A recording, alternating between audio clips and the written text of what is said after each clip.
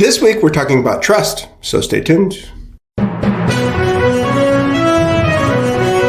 Welcome to another local market update with Rick Batista. Welcome to another weekly market update. Nothing says fall in Chicago like picking apples in 80-degree weather. This week, and in just a moment, we'll be talking about trust and some tricks and tips to think about when considering working with a realtor. You know, with so many things going on with the economy right now, as well as in and around housing, I'm committed to bringing you both weekly and monthly market updates because once a month just doesn't cut it. And I've got to confess something. I do find myself scratching my head about this market, and I know what's going on. So if I'm confused here and there, I can only imagine how you must feel. My commitment is to help you understand what your options are and how to make sense of it all. Before we get started, I want to let you know that this video discusses both national and local data. The local data we'll share in just a bit is for Chicago proper, the 77 areas. And although we do service all of Chicagoland, including the Burbs, later in this video we're only going to dive into the city's data. And away we go. Fun facts, market time. New home construction recently fell to a 3-year low as higher mortgage rates take their toll on home builders, impacting affordability and causing production to slow. According to the U.S. Census Bureau, housing starts dropped 11.3% from the previous month, led by a decline in multifamily construction. Although starts fell more than economists predicted, building permits increased over the same period, rising 6.9% from the previous month. Now, I don't know about you, but do you think there's a bigger story to tell when permits have increased but construction has slowed down? Do you trust home builders are doing everything in the best interest of the general public? For those of us seeking more affordable homes for ourselves and our clients, trust, a major topic of discussion in today's video. Are you like me? Has trust become a precious commodity for you these days? Do you feel there are many you can trust anymore? Or can you just trust that people are out there to screw you over, whether intentionally or not? One thing I know is that trust is crucial to my business and livelihood. From the listing presentation or buyer consultation are far beyond the moment keys are exchanged. That's why when our paths cross and you're considering working with me, and we first meet, I'm going to have a conversation with you. There's no need for a dog and pony show. I feel those are merely distractions that lead to an opportunity for me to praise myself publicly. Now, if you take a look at our social media pages, without a doubt, you'll see just listed, just sold, and just rented posts, but they're not to showcase something wonderful I did. Each of those posts have a story to tell, and every story has at least 4 sides.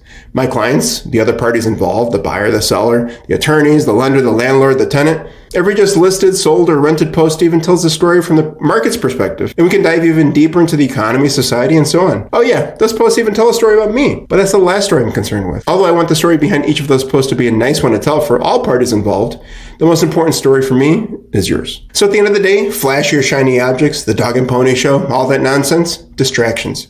And when it comes to selling your home, helping you buy a home, or whatever you seek to achieve within the world of real estate, why am I going to distract you from what your needs are? Bragging about myself or my company gets us nowhere, because every real estate transaction is different. There's only one spotlight when you're considering working with me, and that's your needs. That's why when you and I meet, we're going to have a conversation. I may take some notes while we're talking because as I discover your needs, there's a ton of information to consider and retain. But the very first step in working together is listening. Listening to your needs because I can't help you if I don't know what it is you seek or expect. Listen, here's the reality. I'm not the only realtor in the Chicagoland area, so I'm not going to say that I'm the best. I'm not going to sound like a used car salesman and convince you that you can trust me. I've always felt that if I have to say I'm the best, that implies there's competition. And yes, you can certainly see that as me being arrogant. And with my sense of humor, I love the tongue-in-cheek connotation behind that line. But the reality is, when you and I are sitting down and talking, if you don't feel comfortable with me and my skill set to get the job done for you, why would or should you work with me? My goal is to provide you with the peace of mind throughout and after our chat that I can be the person to represent you in this transaction and future transactions for years to come. So whether you're looking to list and sell your home or property with us, or you're looking to buy, what are some of the things that will make you feel that we're going to be looking out for you every step of the way? Here's just a few. I need to have a full understanding of your needs. Please tell me everything. The more I know, the more I can help. Whether your situation is perfectly normal or you feel you're in an embarrassing one, no need to feel embarrassed with me. I'm no doctor or attorney. I don't even play either of those on TV. But confidentiality is something I take very seriously. No matter how normal or awkward your situation is, I need to know what's going on so we can get you to where you need to be. Another point, I need to know what I'm talking about when it comes to real estate in the current market. The reasons I started doing these market updates, number 1, to know even more about the market, and number 2, bring you the information you need to stay on top of the market with us. Third thing, what is your budget? What do you need to get for this property to purchase your next home? Maybe you want to retire in peace and possibly relocate to be closer to, or as far away as possible from, family or loved ones. Perhaps you want to pay off some debt and put enough down for your next home, etc., etc. Another thing, I need to be mindful of your desired timeline. And with that, 1, minimize the chances of creating hurdles for the journey ahead, and 2, have the experience and skills to eliminate any hurdles we may or are bound to come across, because life is simply unpredictable. Like I say at the end of each of my market update videos, love and money may come and go, but time is something we never get back. I'm not here to waste your time, whether it's yours, mine, or any other party involved in the transaction. Let's work together to not get rid of the one thing we can never ever replenish. What's the last thing that will make you feel that I'm going to be looking out for you every step of the way? This last thing may be the one you like least, and that's to be honest with you when having tough conversations, especially when your goals may not be in line with your current situation or circumstances and or within the current market conditions. Moving right along, what are 4 key elements, 4 must-haves that I believe your realtor must possess, especially in today's rather interesting market? First one's knowledge. As realtors, knowing the best place for a good cup of coffee nearby is nice, but if you end up hating the home you live in or the situation you find yourself in a year from now, what's the upside? At least you've got a good cup of joe to dunk your misery in? No. There's so many realtors and lenders leaving their industries today by the masses because they've spent all their winnings on flashy crap, or they don't have the desire to work harder than they had to when the market was hot, or they don't have enough knowledge required to make it in today's conditions. Folks, even in today's market, one can still make white-collar income in the housing industry, but you best have a blue-collar work ethic, because it ain't going to be easy peasy for some time. So, to my fellow agents out there, know your market, or please let those who are truly dedicated do our jobs and stop creating noise for the general public. Those we are all here to serve and work with to accomplish some major life-changing goals. The skill of negotiating. Negotiation is a fine art. And I don't mean screwing the other party over as much as possible or to squeeze the life out of another soul. Listen, we are real estate brokers and we may wear many hats. But at the end of the day, to brokers to arrange, to negotiate. We can have conversations upon conversations about the philosophy and ethics behind brokering, but nowhere in its definition does it say to screw people over to cheat them out of something. Disclaimer. I'm not saying we have to be pushing aggressive to get the job done. I'm not saying we don't have to be pushing aggressive to get the job done. I'm saying that while staying grounded and true to yourself and your beliefs, know when to turn the right dial to the right level, and most importantly, at the right time. All while knowing that first and foremost, we are in business to serve and educate and do what is best for our clients and their households, based on the needs and goals expressed to us. In my experience, I think our industry has become a bit lazy negotiating, and that shows with highest and best offers, but that's a conversation for another day in video. Bottom line, negotiating is an art form. It's a craft, it's a skill. It can also be very emotional and stressful. It can also be fun and enjoyable. At the end of the day, humans are involved. Humans with lives and a future that can have some serious ramifications if we're negotiating for the wrong reasons. Whatever it may be for you, negotiating is something that needs to be done several times throughout a real estate transaction. What? You thought it was just at the offer and acceptance stage? Not the case. If you don't feel the realtor you're speaking with is going to successfully negotiate on your behalf with your best interest in mind, then keep having conversations until you find the right one. Next skill, control. The previous 2 traits, and the last one I'll mention in just a moment, funnel down into believing your realtor can take control of a situation. Not take control of you and push you into a decision. That's not right, and it ain't ethical. You want to rest assured that your realtor can take control and be in control from start to finish. Whether it's structuring the proper marketing plan, managing the negotiation process, providing guidance, insight, or even a shoulder to cry on when things may seem bleak, even if just for a moment. Being the educator when it comes to where the market is and why and how it impacts you. Can they take control when one of the parties in the transaction is being silly and causing unneeded stress? Can and will your realtor be honest and straightforward with you with compassion, especially when you don't like what you're hearing or what's being said? Are you confident enough in your realtor to have the confidence, the knowledge, and the skills needed to take control of the situation, any situation? More importantly, do they have the experience to take control of any situation you may encounter along the way? And that's the 4th skill I'm going to talk about, experience. When I managed kitchens back in the day, my mentor told me the one ingredient never found in a recipe is experience. And that is a line that can be applied to just about anything in life. I don't think anything can overshadow experience. No amount of education, no amount of acronyms after your name making your email signature longer than the Declaration of Independence, no amount of fancy watches, flashy cars, or shiny jewelry, nothing beats experience. And please know that I'm not telling you to avoid working with someone new to the industry. I'm not telling you that someone with more sales is the way to go. Experience within the industry isn't always the answer. Hell, I've had to deal with foreclosures, short sales, and federal tax liens, and that was just on one transaction, not to mention substance abuse, a hoarder house, and unwanted sexual advances. Same transaction. I hadn't dealt with all those specific items in my professional or even personal past, but all I knew is that I needed to help my client get out of the abyss they were in and close the damn deal. I used my own life and work experiences to figure things out. Using my past experiences, especially those from other industries, helped me form new experiences to utilize within the world of real estate. So, overall, does your realtor have the experience required to meet your needs with confidence and your best interests in mind? Moving right along, have you ever heard the phrase, it's not the tool, it's the carpenter?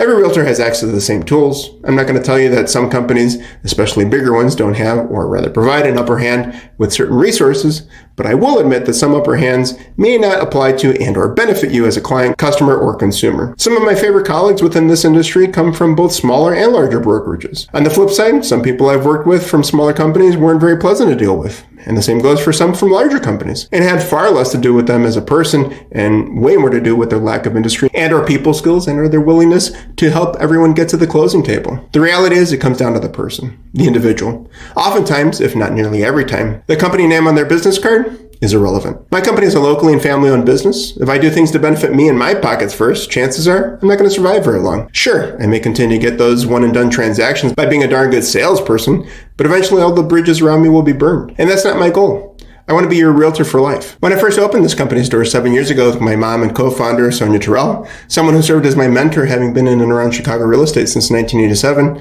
my lovely and awesomely talented wife, Nora, and I now own and run the show together. I set out to make our company a household name in the Chicagoland area.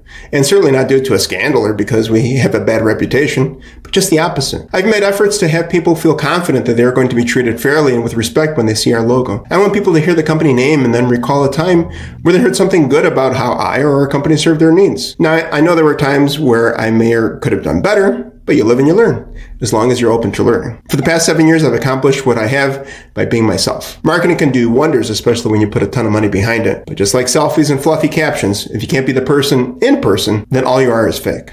And I may enjoy living in fantasy land every once in a while, but the land of make-believe is great for creating, not sustaining. I built this company by doing and being what is real, knowing that the joy within myself will fulfill those around me. To sum up what I'm saying, here are 2 quotes. First one from Seth Godin, an awesome writer and one of the great minds of our time. It's not about having the dots, it's about connecting the dots. Whether you're considering working with me or another realtor, make sure you believe that the person you work with can connect the dots for you, even the ones you can't see on the page. Second quote is from the financial guru Dave Ramsey. When getting help with money, whether it is insurance, real estate, or investments, you should always look for the person with the heart of a teacher, not the heart of a salesman. And that's enough of that. Now let's take a look at a few slides. The first one is from Case-Shiller, showing the 49-year average for monthly price movement. Case-Shiller measures the change in value of the U.S. residential housing market by tracking the purchase prices of single-family homes. This chart is a visual for the NSA month-over-month from 1973 through 2022. Over the 49-year period, you can see that March through July is the bread and butter of this industry, with May being the best time for home sales, April coming in a close second, and June in third place. So when people ask me what's the best time to sell, it may change from market to market and year to year, but over the last 49 years, here's your answer. If it solely comes down to price for you, what's the real best time to sell? It really comes down to when it's the best time for you. With this next slide, we're looking at 2023 year-end home price forecast from 6 different sources. The overall average, home prices are expected to increase by 3.3%. AEI, which is the American Enterprise Institute, says 6%. Zillow, love 'em or hate 'em, says 5.5%.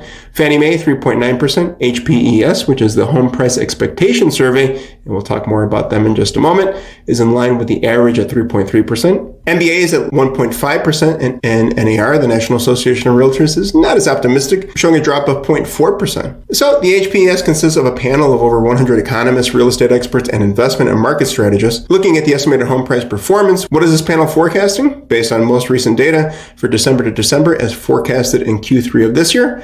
2023, 3.32%. Not as much appreciation next year in 2024, and a gradual increase year over year through 2027. Very important thing to realize is you don't see any red bars here. So there's no predictions, or I should say projections, of home values decreasing. They may certainly change from area to area and state to state, but we're looking at national averages. And you want to know something? In typical, more normal markets, we can generally expect an annual appreciation of around 4 to 4.5%. So I'm okay with this forecast for the coming years, and I feel you should be too. We don't have to have insanity in the market for it to be considered great times. Stability may be boring to some, but it's okay. It's sustainable. Sometimes vanilla can be very satisfying. Now it's time to wake up for the moment you've been waiting for. This information and data is provided by the Chicago Association of Realtors, covering the week ending September 23rd and is current as of October 2nd. From fun facts, we go to quick facts, looking at year-over-year changes for all residential property. New listings for detached homes down by 19.6%. Attached, being condos and townhomes, down by 13.1%. Under contract, good to see this number up again. For detached, 20.8%. Attached, down by 7.3%. Homes for sale, detached is down by 26.5% year over year, and attached down by 29.5%. Unpacking those numbers a little bit more, new listings, we wrapped up the week of September 23rd with 361 detached homes, 3-month average of 343, down by 22.7% year over year. Attached, 497 with a 3-month average just a smidge under of 496, down by 22.2% year over year. Under contract, we wrapped up the week of September 23rd with 186 single-family detached homes, 3-month average of 174, down by 0.2%, and attached 227 with a 3-month average of 257, down by 5.1%. Inventory of homes for sale, we wrapped up the week of September 23rd with 2,329 single-family detached homes, 3-month average of 2,321, attached 3,514 with a 3-month average of 3,449, down by just under 32%. So, what does all this information mean for you? Heck if I know. All depends on what's going on in your life and your household. Let's start a conversation and see how we can help you make the most informed decisions. If you'd like copies of any reports or slides we shared with you today, feel free to reach out. You can call, text, or email. My contact info is below. And remember, love and money may come and go, but time is something we never get back. So I thank and appreciate you for sharing some of your time with me today. If you want to stay on top of the market with us, be sure to like, subscribe, and hit that notification bell. And think of one person you believe would benefit from this info. Then be sure to share it with them. As always, take care of yourselves and each other, and I'll catch you next time.